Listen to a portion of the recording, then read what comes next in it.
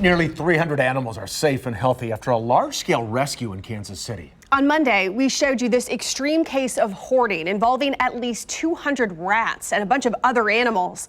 But this is just one of many hoarding stories that we've covered recently. KCTV5's Nathan Vickers is live with a look at what drives someone to take on this many animals. Nathan? Yeah, you can see why people get so attached to their pets, even non-traditional animals like these rats. Like we showed you at 4, these are now safe at the KC Pet Project. They were rescued from a situation that was just flat out unlivable. And what we're hearing from the city is that hoarding is an issue that's as much about people as it is about animals. It's hard to imagine what life was like for more than 200 animals living in a single duplex. But the pets aren't the only ones who suffer in a situation like this one. Think about the animals, but we need to think about the people too. And in this particular case, we want to make sure that we make other options available for this individual to get him some help. John McCall is a community liaison for the city. He says, like most hoarding cases, it likely started with good intentions. He obviously cared. He gave names to 40 of them. It's one of several similar situations we've seen in our area in the past couple of years. Police found more than 40 dogs at this home in Bates County in 2017.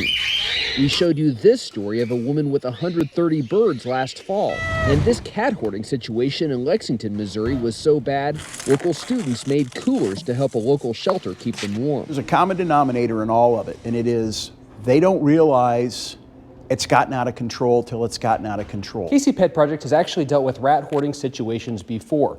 Over the winter, they found homes for dozens of them from a similar situation. They hope they can find homes for all of these animals too. We are going to find placement for all of these animals that came to us.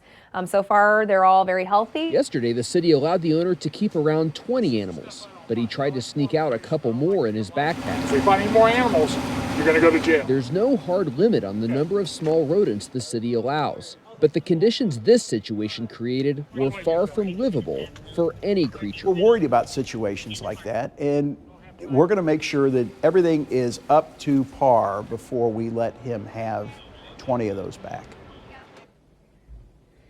The city says right now they have not cited the man who owned all of these rats, but they say that they're still investigating this incident. Now, KC Pet Project says they're actually trying to prevent hoarding situations. They adopt out these rats in groups, but they try to keep the genders separate so that they can't breed once they're adopted out. Reporting live in Kansas City, Nathan Vickers, KCTV 5 News.